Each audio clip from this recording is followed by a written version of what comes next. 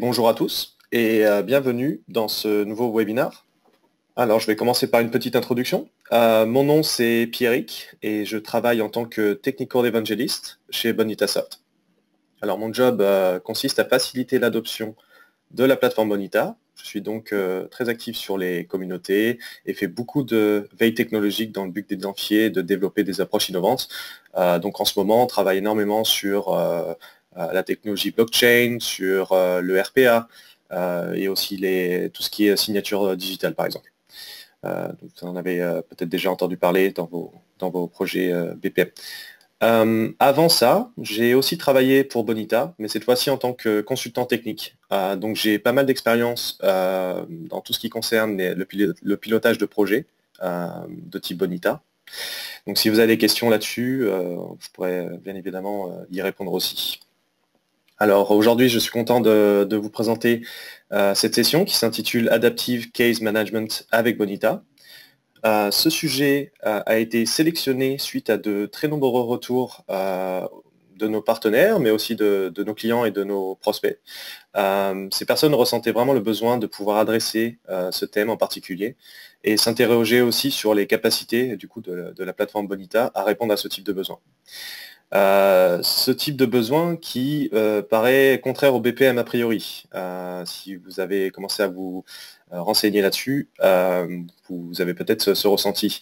Mais vous verrez qu'en fait, le BPM et l'ACM ne sont pas vraiment incompatibles et qu'on peut même combiner les deux approches dans le développement d'applications en utilisant par exemple la plateforme Bonita. Alors ce webinaire se déroulera avec une courte partie de présentation, c'est ce que je vais faire maintenant, donc avec quelques slides, mais la partie la plus importante sera la démonstration d'une application qu'on a développée finalement en utilisant la plateforme Bonita, en occupant l'approche ACM. Comme tout webinar, il ne faut pas hésiter à poser vos questions directement dans la partie questions que vous pouvez voir dans l'outil GoToWebinar. En fonction de la question, je me permettrai d'y répondre directement en fonction de si ça a du sens avec vraiment ce qu'on est en train de dire, si c'est important d'y répondre maintenant.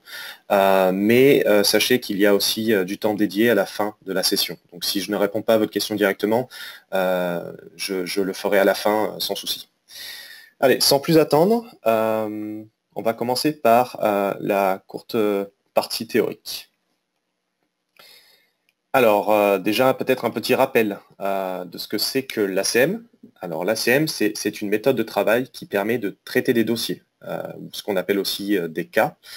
Les buts et les concepts sont, pour la plupart du temps, les mêmes que ce qu'on utilise avec le BPM. Donc, on parlera, vous voyez là dans le slide, on met les acteurs, les tâches, des données, des événements, etc. Tout ça, c'est des choses qu'on retrouve déjà dans le BPM et qui sont aussi utilisées dans l'ACM. La grosse différence vient de plusieurs gros principes sur lesquels l'ACM s'appuie pour gérer ces dossiers. Donc là, j'ai listé 3 d'entre eux, les 3 plus importants. Donc le premier, c'est effectivement cette responsabilisation des acteurs, très importante, pour prendre en charge les cas avec une grande autonomie. Donc ces personnes vont vraiment traiter ces cas jusqu'à leur fermeture en étant autonomes dessus. Donc ces acteurs, souvent, ils ont des connaissances assez particulières et ils ont aussi besoin du coup d'un outillage assez spécifique pour être efficace côté opérationnel. Le deuxième point que je liste ici, qui est aussi important, c'est finalement la gestion de l'imprévu. Cette gestion d'imprévu, elle est intrinsèque au dossier à traiter. Donc ça veut dire que les demandes qu'on a, elles peuvent être arrêtées, elles peuvent être reprises, elles peuvent même changer finalement d'état un peu à tout moment, sans qu'on ait des chemins vraiment prédéterminés comme on le fait dans le BPM. Le troisième point que je liste ici, c'est l'adaptation au contexte. Donc là, l'idée, c'est qu'on veut exécuter des règles et des activités, mais d'une manière dépendante au contexte du cas.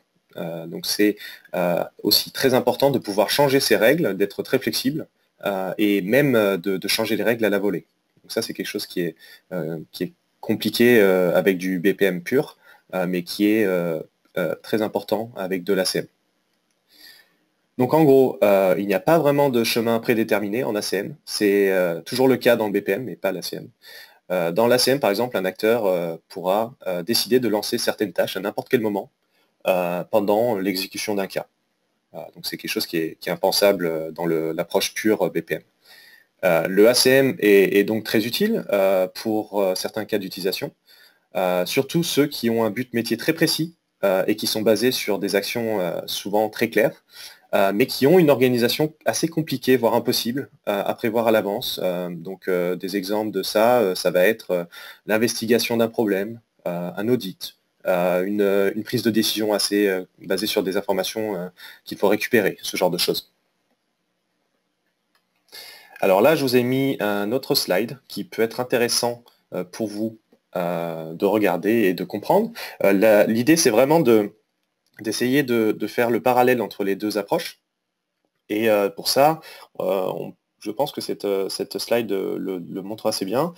Donc sur le côté gauche, on a l'approche ACM et sur le côté droit, on a l'approche BPM.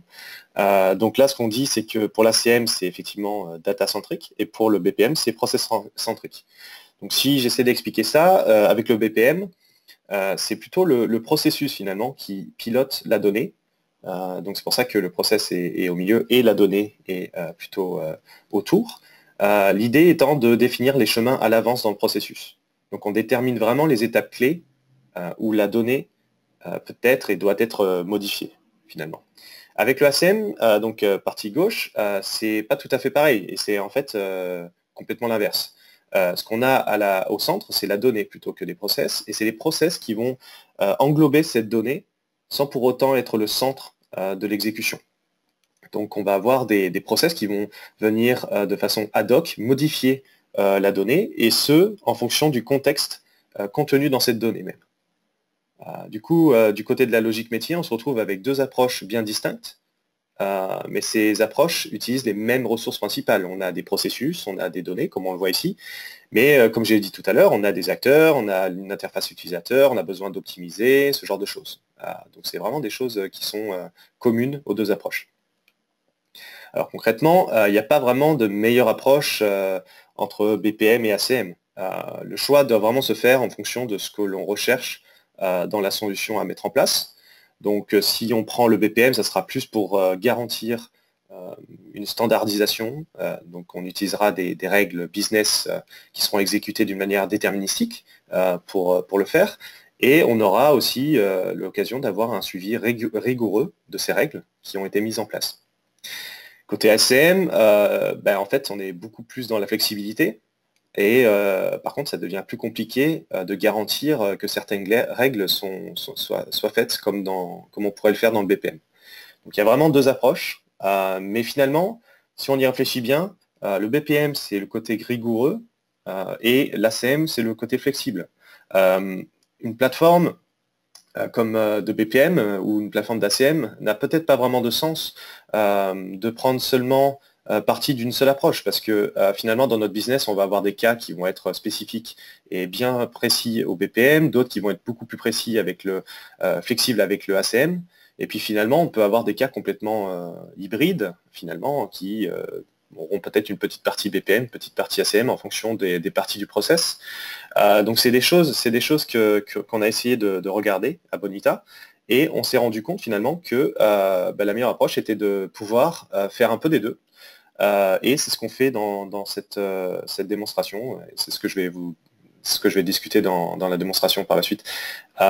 Donc avant ça, je vais peut-être expliquer un petit peu comment, côté Bonita, on est capable de faire ça. Donc je vais commencer par un petit historique de ce que c'est que la plateforme Bonita, et je vais essayer d'expliquer finalement comment on peut ajouter la partie ACM en utilisant la plateforme Bonita dans nos développements. Alors à l'origine, il faut savoir, la plateforme Bonita a été développée pour être une plateforme de pure BPM, donc c'était ce qu'on appelait la version 5. Après ça, on a eu du coup la plateforme qui a énormément évolué pour devenir très flexible et beaucoup plus puissante, certainement grâce à ses nombreux points d'extension. Donc ça, c'est la version 6 finalement qu'on a mis en place. Et aujourd'hui, on a une plateforme Bonita qui est en version 7, qui permet de construire et d'exécuter des applications métiers basées sur des processus métiers et d'une manière assez flexible. Donc aujourd'hui, cette plateforme, elle est mature et elle permet de répondre assez facilement finalement à la plupart des aspects spécifiques au ACM, seulement si nécessaire. Vous n'êtes pas obligé de le faire, mais c'est quelque chose qui est possible de faire en étendant finalement ce que la plateforme est par défaut. Alors dans ce cas, on va utiliser plusieurs choses. J'ai mis une petite liste ici. Donc le premier, c'est le côté données. On va devoir utiliser du coup le BDM, si jamais vous avez déjà utilisé le BDM, ou sinon des données externes dans d'autres bases de données, c'est aussi possible. On va utiliser les documents ou un gestionnaire de contenu avec des connecteurs, par exemple. Si vous avez déjà fait des projets Bonita, ça doit vous parler. Et tout ce qui est commentaires sur les process, par exemple, qui peuvent être utilisés pour définir une donnée plutôt structurée ou plutôt déstructurée. Tout ça, du coup, nous amène à des données assez centrales, surtout avec le BDM. L'idée, c'est d'avoir cette information business centrique. Le BDM est vraiment un choix assez bon pour ça. Mais encore une fois, on peut utiliser les documents, les commentaires ou même d'autres choses pour créer cette donnée et la maintenir. Côté règles métiers, en fait, ce qui va se passer, c'est qu'on va utiliser les processus qu'on a l'habitude d'utiliser dans le BPM avec la plateforme Bonita. L'idée, c'est de rédiger ou de définir ces règles métiers qui vont être utiles à l'édition de cette donnée.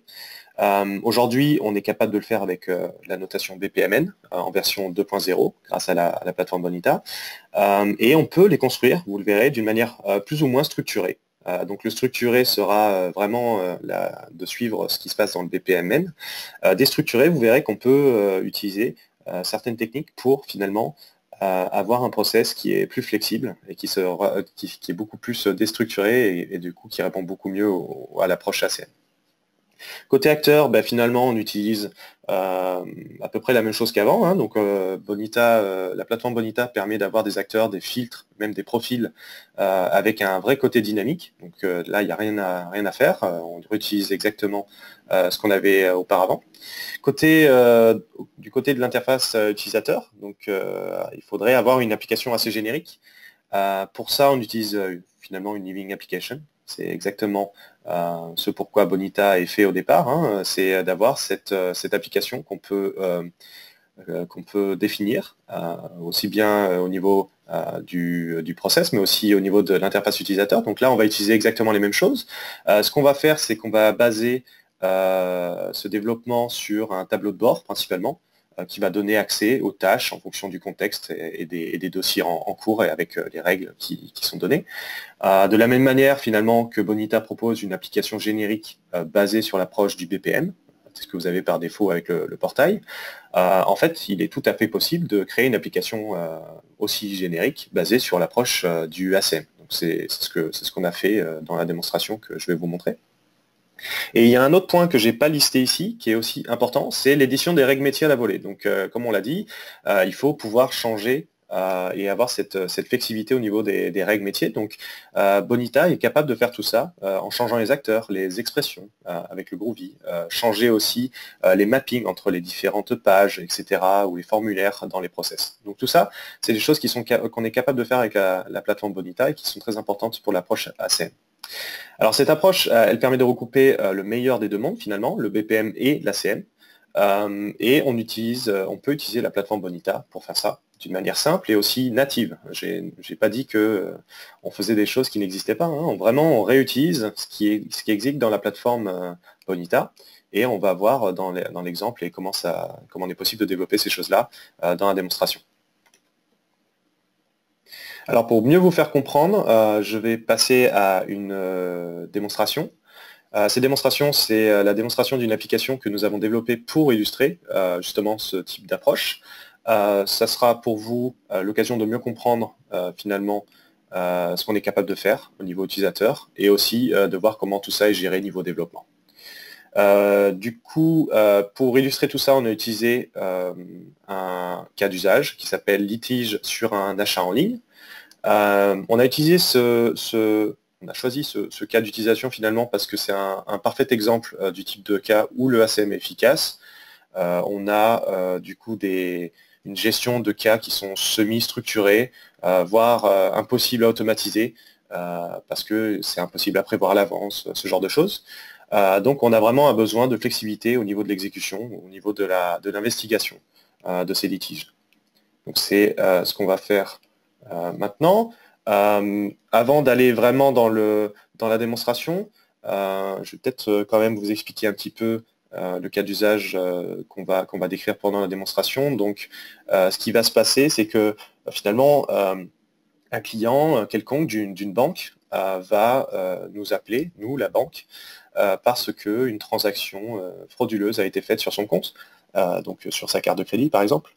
Donc là, l'idée, c'est que le client constate cette activité suspicieuse, nous contacte, nous, la banque, et nous, la banque, on va devoir traiter cette demande. Donc là, on va utiliser du coup un processus non structuré qui est finalement une application qu'on a en interne dans notre banque, dans notre département. Et l'idée, c'est de pouvoir analyser la demande, de pouvoir confirmer si l'acte est vraiment frauduleux, et de pouvoir informer aussi en continu le client de cette investigation. Et à la fin, en fonction de si c'est confirmé ou pas, de rembourser du coup l'utilisateur, le client. Alors on aura plusieurs acteurs pour faire ça. On aura effectivement le client, le conseiller qui est finalement la personne qui va travailler sur ce litige côté de la banque. On a le côté manager aussi. Donc cet acteur va être finalement le manager du conseiller. Cette personne peut avoir plus de vues sur le département entier et sur l'activité à gérer. Et l'agence. Donc l'agence, ça va être juste une agence de la banque dont on parle. Alors, sans plus attendre, laissez-moi ouvrir peut-être l'application en question. Donc là, je suis sur donc j'ai ouvert mon studio, l'application tourne directement sur Studio, j'ai créé une application. Donc là, je la décrirai par la suite, mais je vais l'ouvrir pour vous montrer le rendu. Alors normalement, si je clique ici, ça devrait me donner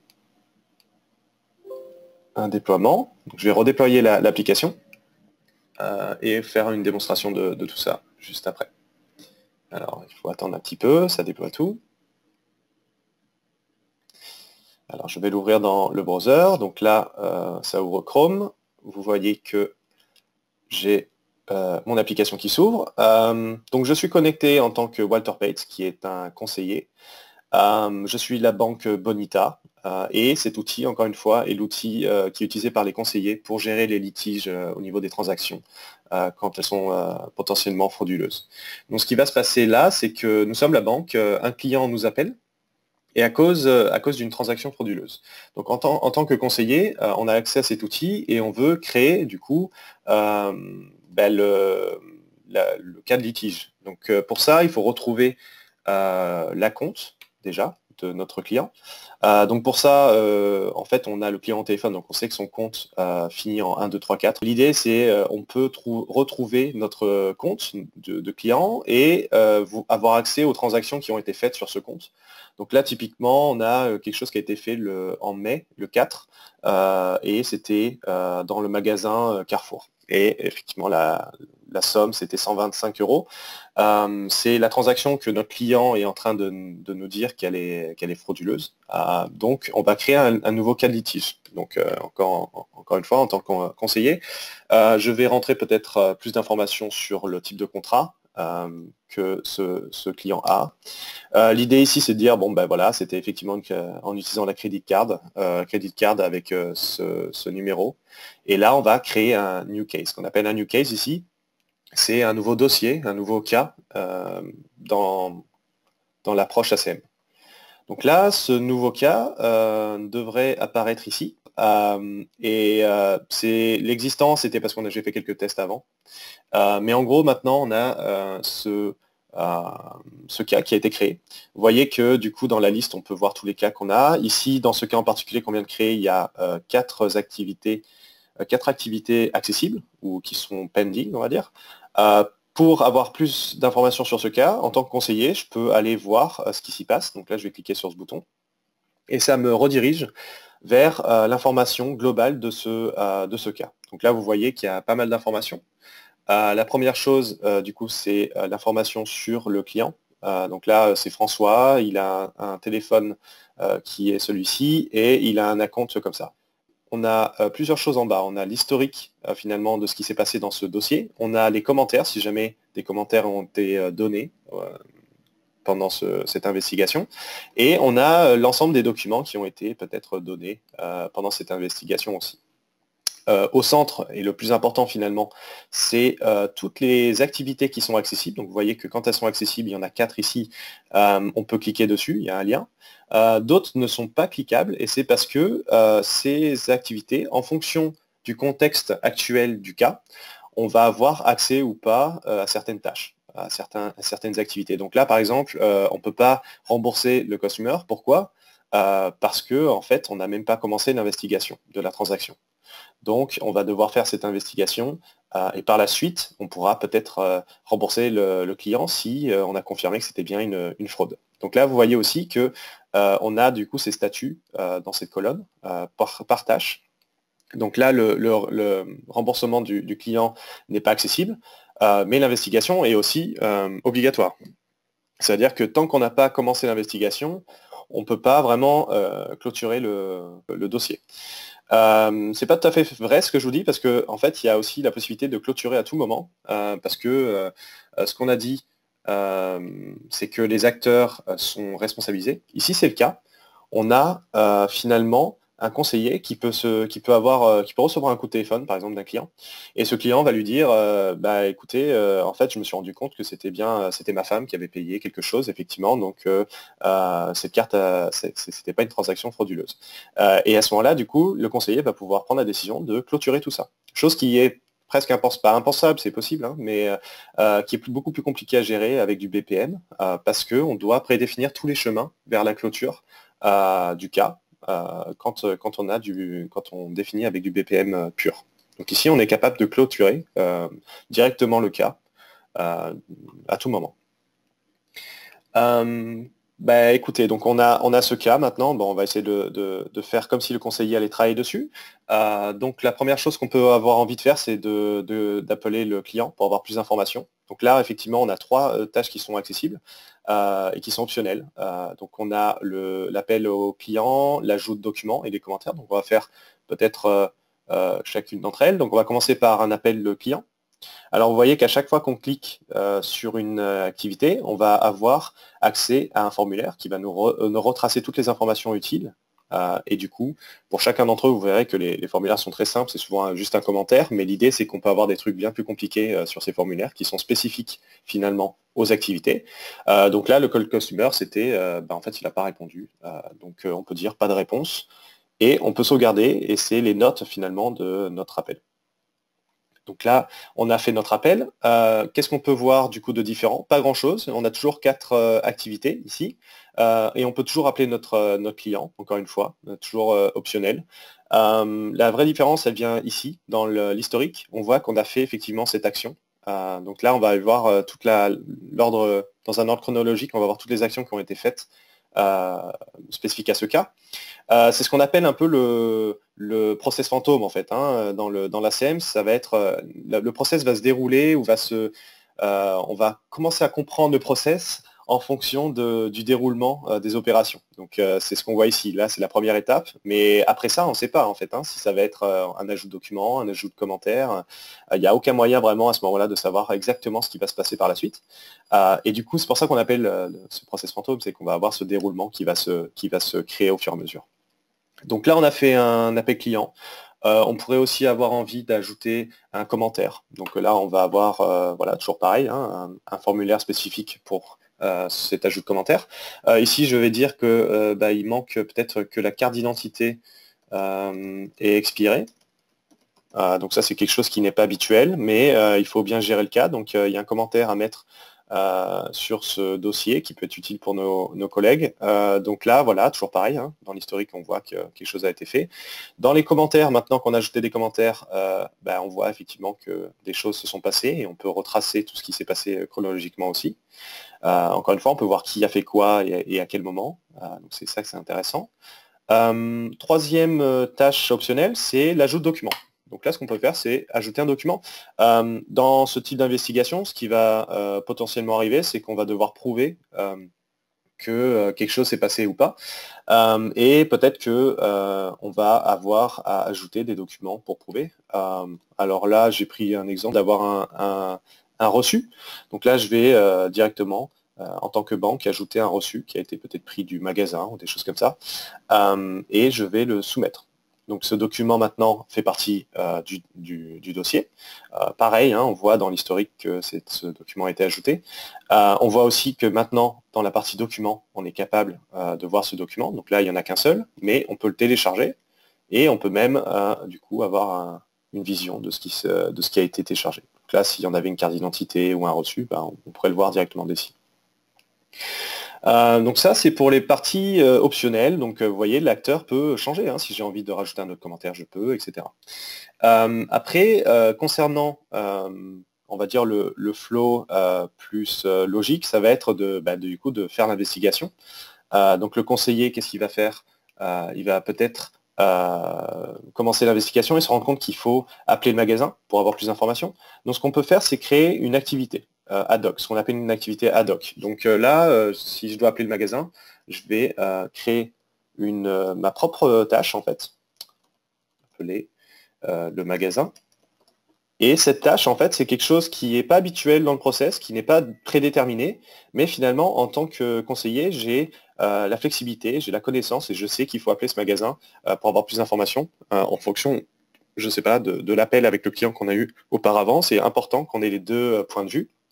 Donc, on va créer cette tâche en tant que conseiller dans notre dossier. Et vous voyez que cette tâche maintenant apparaît ici et elle est accessible. Ici, on l'appelle optionnel. Donc ça veut dire que si je clique appeler le magasin, on va pouvoir du coup procéder à cette tâche. Donc là ici, je vais mettre un commentaire, je vais appeler, je vais dire que c'est fini quoi, j'ai appelé. Voilà. Voilà, donc cette tâche maintenant est complétée, hein, donc on a terminé cette chose-là. On pourrait créer une deuxième fois, hein, si on manque d'informations, on pourrait dire rappeler le magasin une deuxième fois, et puis à ce moment-là, on aurait toujours pareil, hein, une tâche accessible qui pourrait être faite par le conseiller ou un autre conseiller. Ici, vous voyez qu'on a créé une activité, on a aussi appelé le magasin, du coup. Directement dans l'historique. Donc tout ça, c'est tracé. On va peut-être maintenant commencer maintenant qu'on a plus d'informations, on va pouvoir vraiment faire l'investigation. Donc là, on va dire que c'est une fraude qui est valide. Donc là, toujours pareil, hein, on sauvegarde. Cette tâche maintenant, cette activité est validée. Elle était obligatoire, donc maintenant que celle-ci est faite, vous voyez qu'il y en a deux qui sont apparus. Il y a ce qu'on appelle le partage de la solution et le remboursement du client. Donc le partage de la solution, c'est optionnel, ça veut dire qu'on n'est pas obligé de le faire, et c'est si jamais on veut partager un cas particulier ou comme sorte de transfert de compétences avec d'autres collègues, on pourrait faire ça, ou on peut procéder au remboursement de notre client. Donc là, c'est ce qu'on va faire, par exemple. On va cliquer du coup sur ça, et on va dire finalement c'est partiel parce que le contrat utilisé ou la crédit card utilisée ne couvre pas ce genre de problème. Donc on va faire un remboursement partiel seulement pour ce client. Donc là on peut valider ça. Vous voyez qu'au niveau historique, toujours pareil, on a la tâche qui se montre. Vous voyez aussi qu'on a le tout qui a été complété et qu'il ne reste ici que des choses optionnelles. Donc à ce moment-là, ce qu'on peut faire, c'est résoudre. Vous voyez qu'elle est optionnelle. Pourquoi? Parce que, encore une fois, c'est à discrétion du conseiller de résoudre un cas. Là, on a remboursé le client, ça ne veut pas dire qu'on a fini pour autant. On peut par exemple notifier le client en l'appelant ou ajouter certains commentaires ou attendre peut-être le reçu pour ajouter le document qui atteste de ce remboursement. C'est des choses qu'on est capable de faire, mais voilà, c'est à la discrétion du conseiller de clôturer finalement ou de résoudre un dossier. Voilà qui clôt plus ou moins la rapide démonstration de l'application qu'on a créée pour illustrer l'approche ACM. J'aimerais maintenant peut-être passer à la partie développement, si vous le voulez bien. Donc, je vais fermer tout ça et je vais revenir sur le studio. Voilà, donc on va parler de deux principales choses. Pour cette application, on a vraiment développé deux choses principales. Un processus déstructuré que vous voyez là, dans ce studio, et une living application qui est générique, comme on a déjà discuté un petit peu. Commençons par le process. Le process de litige, du coup, qui s'appelle litige carte bancaire. Ce process que vous voyez ici est ouvert dans le studio. Donc pour rappel, le studio, c'est finalement l'application Bonita qui permet de définir tous les éléments qui composent une application ou des applications qui sont spécifiques à Bonita. Donc principalement, on va avoir les processus métiers, les données et l'interface utilisateur. Donc ici, j'ai le processus métier qui est utilisé. Vous voyez que finalement, on a pas mal de différences avec quelque chose qui est utilisé avec le BPM pur. Donc ici, dans le BPM, on aurait par exemple un événement de démarrage et un événement de fin. Ici, c'est pas le cas, vous n'en avez pas. Il y a même des tâches finalement qui sont seules. Donc là, il y en a 4. Et d'autres tâches qui sont effectivement qui font partie d'un flow plus habituel quand on travaille sur le BPM. Donc là, il y a effectivement une porte de décision, ce genre de choses, avec des transitions. Donc il y a vraiment un mix en fait dans notre application, dans notre processus qui est utilisé dans notre application, de parties structurées, de parties non structurées. Donc c'est pour ça qu'on dit que ce process est non structuré. Ces tâches sont même, elles itèrent aussi. Donc ça veut dire que là, si on va dans la condition d'arrêt, normalement, si je vais dans itération ici, je devrais pouvoir vous ouvrir la condition. Donc là, vous voyez que ça itère tant que ça est vrai. Donc je vais ouvrir l'expression pour vous montrer qu'en fait, toutes ces tâches, elles itèrent tant que quelque chose ne s'est pas passé. Donc là, une fois que l'expression apparaîtra, vous verrez que c'est tant qu'en fait on n'a pas résolu le cas, on va pouvoir appeler finalement le client, ajouter des documents ou ajouter des commentaires. Ces trois-là ont les mêmes conditions. Celui-là n'a pas de condition, mais ça veut dire que c'est fait une seule fois finalement. Ok, donc tout ça, c'est effectivement des différences avec le BPM, c'est pas exactement la même chose, mais la plupart des principes restent plus ou moins les mêmes. Donc on a la séparation des données métiers. Donc là ici, si je vais dans mon process, vous verrez qu'on a ce qu'on appelle des business variables qui sont utilisées là où on utilise le BDM. Donc si je vais voir dans le BDM, on a effectivement une définition avec les acomptes, les transactions, les contrats et les différents clients. Donc tout ça a été défini pour notre application. Qu'est-ce qu'on a d'autre? On n'a effectivement pas de lien fort finalement entre ces données métiers et les processus. Hein. C'est vraiment quelque chose qui est fait grâce au BDM et c'est ce que vous devriez faire dans tous vos process. ACM ou BPM, c'est la même chose. Hein. Dès qu'on a des règles métiers, on veut vraiment découpler la donnée et les règles métiers. L'idée étant de pouvoir itérer assez facilement finalement sur les processus. Côté utilisation des connecteurs, on peut le faire. Ici, on n'en a pas, mais on peut effectivement intégrer des systèmes externes, comme on aurait pu penser à faire une notification par email, par exemple, ou se connecter à des systèmes bancaires internes pour vérifier des choses. Ça c'est des choses qu'on pourrait faire comme d'habitude, comme on fait déjà dans le BPM. Hein. C'est exactement la même chose. Côté acteurs et filters et filtres, on utilise la même chose, comme je vous ai dit auparavant. Donc, on peut vraiment utiliser le côté dynamique dans la définition du process. Donc là, typiquement, dans ce process, si je clique ici et que je vais dans acteurs, vous allez voir qu'on en a défini deux. Là, on était principalement la banque, mais on pourrait avoir quelque chose qui vient directement du client. On voit aussi qu'on pourrait tout à fait utiliser les filtres d'acteurs sur les tâches en fonction. Ici, on n'en utilise pas, mais on pourrait typiquement faire ça. C'est d'ailleurs quelque chose qu'on pourrait améliorer ici. Si on veut réassigner des tâches, etc., c'est quelque chose qui pourrait être utile. Sinon, qu'est-ce qu'on a d'autre qui se rapproche aussi du BPM? C'est les formulaires qui sont détaillées directement depuis les tâches humaines. Donc là, on a pas mal de tâches humaines, on les a toutes en fait humaines.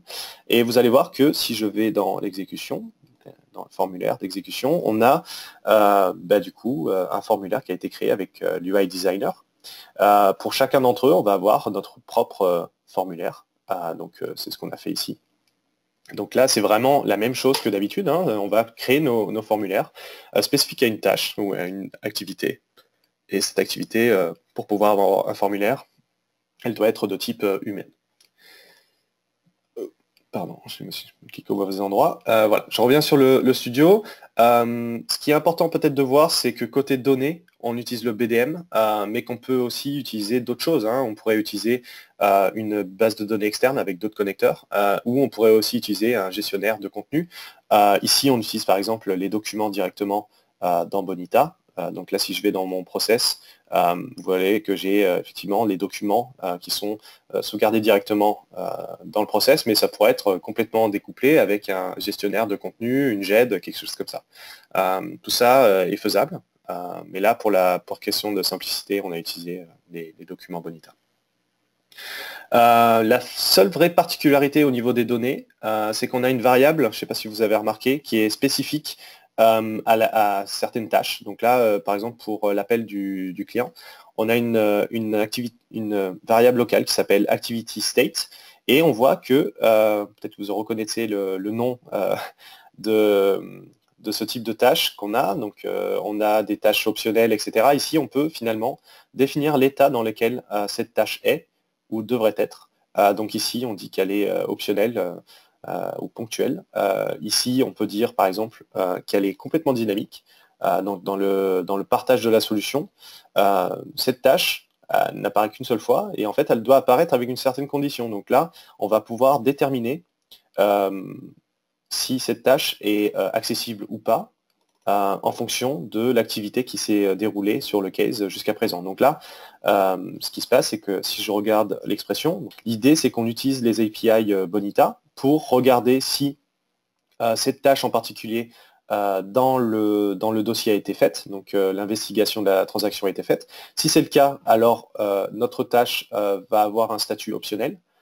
Si ce n'est pas le cas, on ne peut pas finalement partager un résultat si on n'a pas eu ce résultat au préalable. Donc c'est pour ça qu'on la rend inopérable. Voilà. Donc c'est ce qu'il y a à retenir ici, c'est vraiment qu'on est capable d'identifier un statut pour une tâche à la volée, et ce statut peut être modifié. Alors, on a plusieurs types de tâches, hein. On a des tâches obligatoires, optionnelles, des tâches qui peuvent être complètes aussi ou inaccessibles, mais aussi facultatives. Donc ça, celles-ci seront facultatives, par exemple. Du coup, ces statuts et valeurs dont on parlait ici, surtout quand ils sont dynamiques, ce qui est intéressant, c'est de pouvoir les réévaluer en fonction de l'activité dans ce cas. C'est quelque chose que Bonita, le moteur Bonita ne fait pas par défaut. Donc c'est pour ça qu'on a créé, dans le cadre de cette application, un point d'extension qui s'appelle un Event Handler. C'est quelque chose qui est accessible totalement nativement dans la plateforme Bonita, mais voilà, il faut pouvoir le définir si vous avez envie, et du coup l'enregistrer dans la configuration du moteur. Donc là, c'est ce qu'on a fait. Ce qu'on a fait, c'est qu'on a créé cet Event Handler pour changer le fonctionnement par défaut du moteur, et ainsi pouvoir exécuter ce type de processus déstructuré. Donc surtout à cause de ce statut qui peut changer un peu n'importe quand en fonction de l'activité.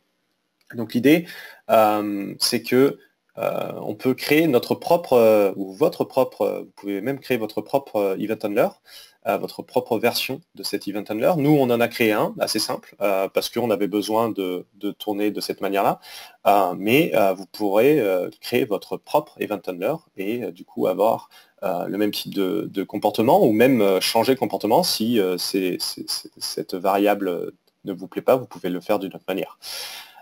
Typiquement, ce code est une classe Java, et une fois qu'on a cette classe Java, on est capable de définir des fonctions qui seront appelées directement par le moteur. Donc tout ça, on doit l'enregistrer, et c'est faisable directement depuis la configuration Bonita. Donc voilà ce qu'on pouvait dire, je pense, sur le processus déstructuré. On peut passer maintenant peut-être à la partie Living App générique, qui va être beaucoup plus rapide. Mais voici du coup à quoi ressemble le descripteur. Ça, c'est ce que je vous avais montré juste avant. Donc on peut effectivement déployer et lancer l'application qui est décrite ici grâce à ce lien, c'est ce que j'ai fait tout à l'heure, mais le principal intérêt de vous montrer ça, c'est que on est capable du coup de utiliser deux types de pages ici, ou trois même. Donc tout ça, ce sont des choses qui ont été créées d'une manière générique, donc je peux peut-être vous montrer l'UI Designer pour ça. Donc principalement ce qu'on a créé c'est une page qui s'appelle CaseList, qui est utilisée dans notre application. Cette page, vous reconnaissez peut-être un petit peu la manière dont elle est structurée. Donc on a effectivement la liste des cas qui ont été de cas de litige ici, mais ça pourrait être d'autres types de dossiers qui sont ici. On a les transactions, etc. Donc tout ça, encore une fois, c'est plutôt générique. On peut vraiment se baser sur ça pour avoir quelque chose qui marcherait pour tout. Qu'est-ce qu'on a d'autre? On a une page aussi très générique qui s'appelle Case. Donc celle-là est beaucoup plus importante. Hein. C'est celle qui permet de montrer les détails des activités, de l'information du compte, etc., de créer des activités ad hoc, etc. Donc tout ça c'est ce qu'on a utilisé finalement pendant l'investigation de notre litige dans l'exemple. Donc tout ça, c'est juste basé sur cette page, et cette page, encore une fois, peut être bien évidemment étendue, améliorée, optimisée. Donc ça, c'est les deux principaux éléments qu'on a utilisés, qu'on a créés pour cette application. Il faut aussi savoir qu'on a pu utiliser des custom widgets. L'exemple parfait, c'est ce widget pour le côté historique. Donc on a un ordre chronologique des actions. Donc on a utilisé, on a créé notre propre custom widget pour ça. On a aussi créé un layout pour le menu avec la couleur, etc., les boutons à cliquer. Donc tout ça, c'est des choses qu'on a créées d'une manière générique, encore une fois, et qui peuvent être étendues assez facilement pour spécifier le comportement qu'on veut en fonction de l'approche ACM qu'on utilise en se basant sur la plateforme Bonita. Alors, je pense qu'on est pas mal sur la démonstration. Bon, si je conclue, en gros, ce que je vous ai présenté, c'est l'approche ACM. Je vous ai expliqué comment vous pouvez bénéficier finalement de cette approche en utilisant la plateforme Bonita. Et je viens de terminer une démonstration de cette application qu'on avait développée justement avec ce principe. Et je vous ai aussi montré comment développer tout ça. On arrive à la fin de ce webinaire. Si vous avez des questions, je pense que c'est le bon moment pour me les envoyer. Encore une fois, en utilisant l'outil GoToWebinar, vous pouvez le faire. Il y a une session questions, donc n'hésitez pas à l'utiliser. Je ne sais pas si j'ai déjà eu des questions, je ne crois pas. Si vous avez aussi des retours sur le format de ce webinaire, sur les sujets que vous voudriez avoir traités dans le futur, ça peut être aussi très intéressant d'avoir vos retours. Donc n'hésitez pas aussi à en parler.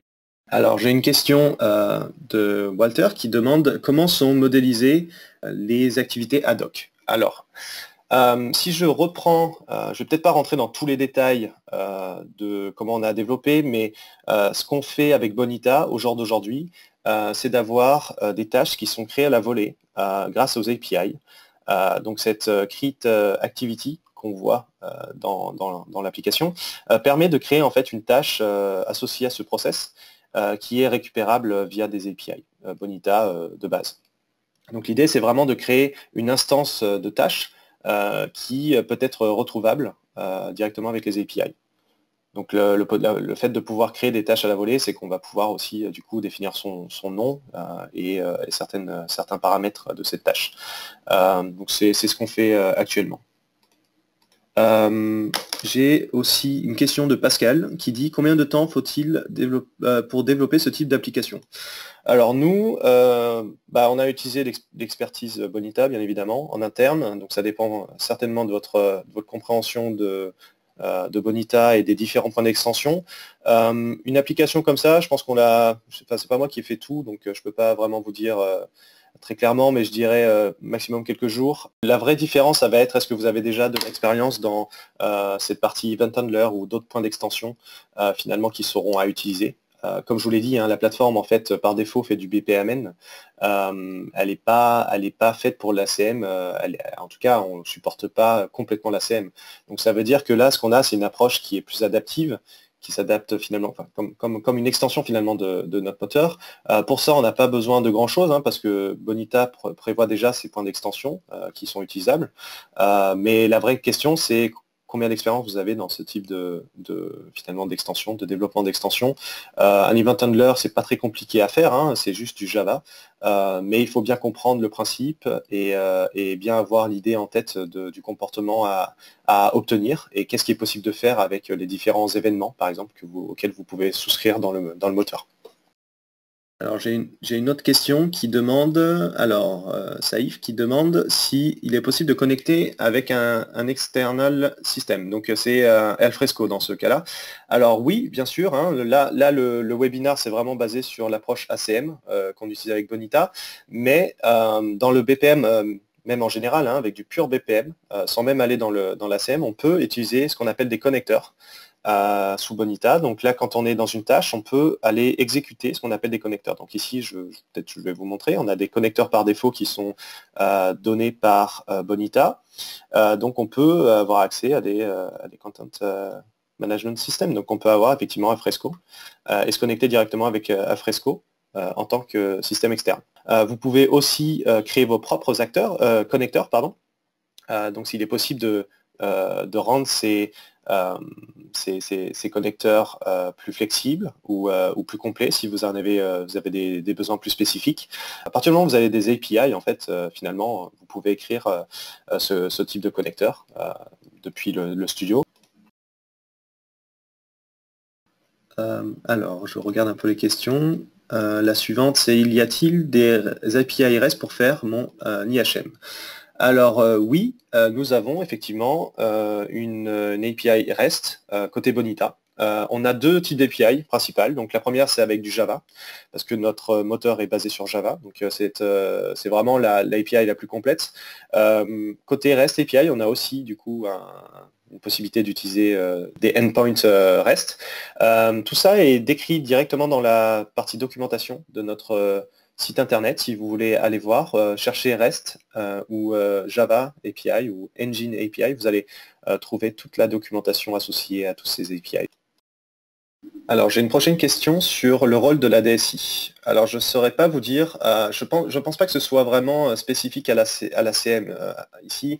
La question elle est plus sur finalement quel est le rôle de la DSI dans une entreprise pour développer des applications, parce que c'est ce qu'on fait finalement grâce à cette plateforme Bonita.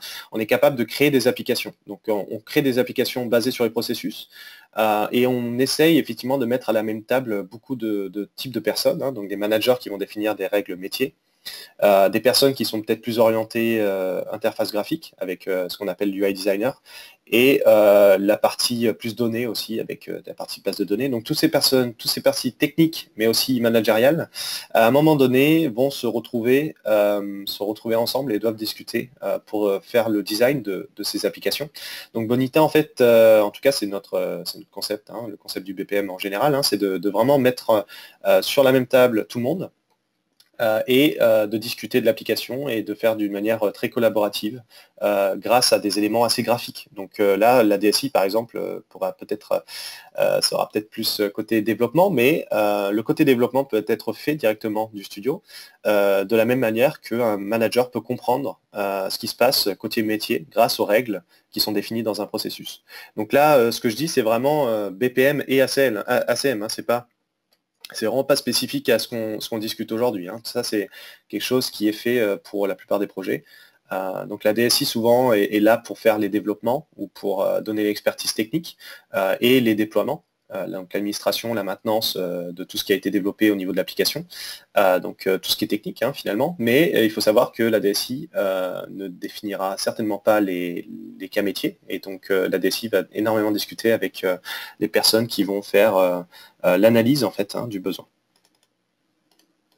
Alors, j'ai une autre question qui demande si on peut également avoir des métriques sur les durées des actions, comme sur le BPM. Alors, c'est un peu plus compliqué dans la CM, vu que c'est beaucoup plus flexible, d'avoir des moments où on se dit il faut que dans ce process, on en soit à ça, quoi, après 5 minutes ou après 2 jours. Comme c'est complètement décousu, vous le voyez, c'est déstructuré, donc en fait, il y a des tâches qui peuvent arriver à certains moments, d'autres non. C'est pas impossible, c'est juste qu'il faut vraiment avoir une idée claire du type de notification ou du type de règles sur le temps à définir. C'est en fait la partie monitoring, la partie des indicateurs de performance clés. Donc tout ça, ça doit être déterminé à l'avance ou à la volée, mais en tout cas, ça doit être déterminé par quelqu'un d'une manière assez manuelle. pour avoir des choses qui ont du sens sur le business. Donc ça va être quelque chose qu'on va être capable de faire aussi en ACM. Mais ça va être plus décousu, hein, parce que le BPM, encore une fois, c'est très structuré, l'ACM un peu moins, donc plus difficile d'avoir des règles très, très on va dire, qui marcheraient pour tous les cas. Alors, j'ai une autre question qui dit, vu que la plupart de ces processus sont non structurés, comment peut-on convaincre d'acquérir Bonitasoft au niveau en parlant au management? C'est vraiment, c'est ce que j'ai essayé d'expliquer, je pense. Le BPM, c'est très structuré. L'ACM, c'est pas mieux. C'est juste que ça répond à notre besoin. Donc, si c'est très clair pour votre management que le BPM est utilisé pour des choses très standards, très, très structurées, très déterministiques, et que l'ACM est utilisé pour des choses beaucoup plus flexibles, à ce moment-là, votre management devrait être capable de comprendre qu'il vaut mieux aller vers une approche ACM. Alors, ce que j'ai dit aussi, c'est que Bonita, la plateforme Bonita est capable de faire de l'ACM grâce à l'approche qu'on a définie aujourd'hui. On ne va pas avoir besoin de deux plateformes différentes pour faire soit du BPM, soit soit de l'ACM. Et c'est très important parce que certaines parties du BPM ou certaines parties de l'ACM, quand vous allez créer plusieurs applications ou vous avez plusieurs métiers travaillant sur la même plateforme, il est peut-être intéressant aussi d'avoir des choses transverses ou des parties BPM qui vont appeler des parties plus flexibles, qui seront donc de l'approche ACM. Donc c'est intéressant finalement d'avoir une plateforme qui permet d'avoir les deux approches au même endroit, au moindre coût. L'idée, c'est vraiment d'avoir quelque chose qui s'adapte aux besoins, mais qui est quand même basé sur le BPM, parce qu'on n'a pas envie, on ne peut pas dire que l'ACM est mieux que le BPM. On va juste dire que l'ACM est plus flexible et utilisable sur certains cas d'utilisation. Mais ça peut être peut-être 30% de votre business. Donc il faut qu'il y ait cette partie BPM à un moment donné, et c'est important d'avoir les deux approches au même endroit. Où vous vous retrouvez très très limité aussi côté ACM, si vous allez full ACM dans une autre plateforme qui fait que ça, vous allez vous retrouver avec des cas qui seront très compliqués à gérer et qui seraient très simples à gérer avec du BPM par exemple. J'arrive à la fin des questions, donc écoutez, je pense que c'est le moment où je vais arrêter le webinar. Si vous avez d'autres questions, encore une fois, n'hésitez pas avec la communauté ou sur les réseaux sociaux, etc. Je vous remets les liens ici si jamais ça vous intéresse. Et puis, il ne me reste plus qu'à vous remercier pour votre participation et aussi à vous dire à bientôt pour un autre sujet. Je vous souhaite une bonne après-midi. À bientôt.